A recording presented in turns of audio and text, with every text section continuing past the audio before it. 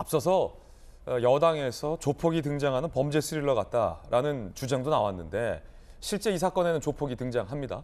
조폭 출신의 쌍방울 전 부회장까지 지냈던 인물이 오토바이 헬멧을 쓰고 김만배 씨가 구치소에서 나왔을 때 호위했던 모습을 온 국민이 다 지켜봤고 실제로 그분은 김만배 씨 공판 때마다 등장을 한다고 합니다. 어떤 전문가들은 그러더라고요.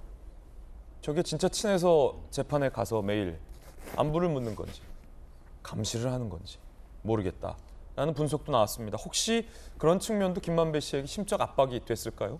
어쨌든 이 오토바이맨 조폭 출신의 쌍방울 전 부회장을 포함해서 김만배 씨 측근 2명에 대해서 검찰이 구속영장을 청구했는데 혐의는 범죄 수익 260억을 은닉했다라는 혐의입니다.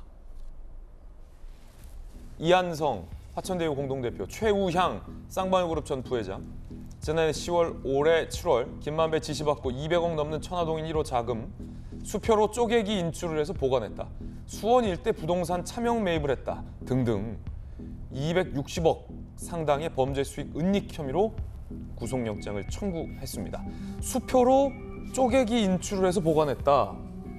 수원 일대에 부동산을 차명으로 매입했다 등등이면 김영주 의원님 네. 전형적인 일종의 그러니까 검찰이 보기에는 김만배 씨의 숨겨진 자산 200억을 이제 세탁했다. 네. 세탁해서 잘 숨겨놨다.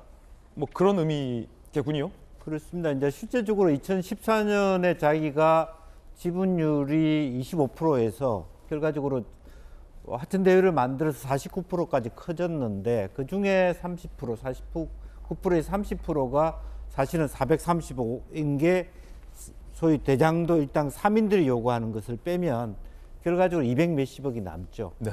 본인께.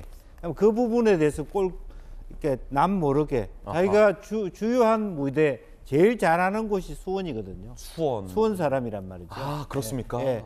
그래서 그 부분에 대해서 어디 특히 뭐 광교나 이렇게 새로 상당히 수원 집값이 올랐지 않습니까? 뭐 어디를 했는지는 모르겠습니다만은 그런 어떤 투자할 수 있는 호재들이 있었던 것 같고. 그게 이제 전형적으로 자산 숨길 때 쓰는 네. 방식으로 소개되더라고요. 그러니까 재산을 은닉할 때 차명으로 부동산을 구매한 그러니까 네. 땅 밑에 그걸 보니까 땅 밑에 숨겨놓는다고 해서 네. 저는 예전에 이것과 별개 없는 사건 취재할 때 땅 밑에 숨겨놓는다고 해서 옛날 마늘밭처럼 랩으로 10,000원짜리 싸서 땅 밑에 숨겨놓나 했는데 그게 아니라 부동산을 차명해 산다는 걸 땅 밑에 숨겨놓는다. 네. 이렇게 표현하더라고요. 갭 투자를 하든 예컨대 저는 오토바이맨이 임대사업자 등록을 해서 결과적으로 얼마든지 그렇게 할 수 있는 거죠.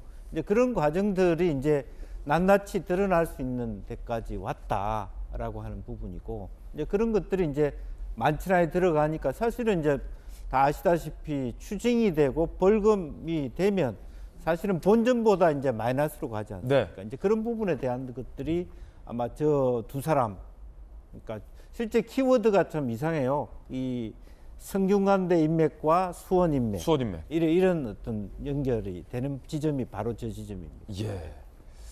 검찰 일각에서는 천하람 변호사님, 네.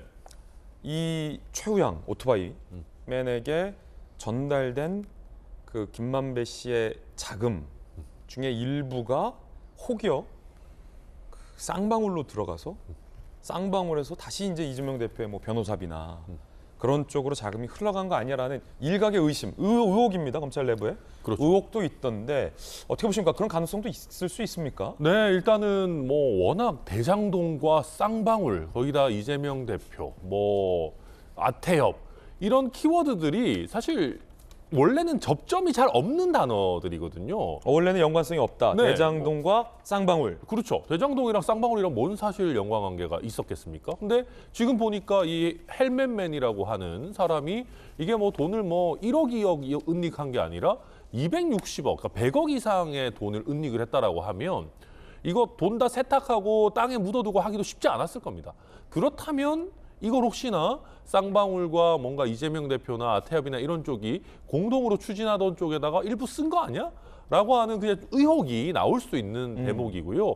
그러니까 저도 이번 뭐 여러 가지 소동이라든지 아니면은 뭐 지금 헬멧맨 관련해서도 가장 중점적으로 봐야 되는 부분은 쌍방울과의 연계라고 쌍방울. 봅니다. 그러니까 김만배 씨의 내심의 의사는 뭐 사실 저희가 100% 알 수 없는 부분인 것이고, 근데 뭔가 쌍방울 부회장까지 지냈던 저런 인물과 이 정도로, 그러니까 돈을 내가 사실은 제가 김병민 위원장 굉장히 신뢰하지만은 예. 제가 돈 1억도 믿고 맡기기 쉽지 않거든요, 차명으로.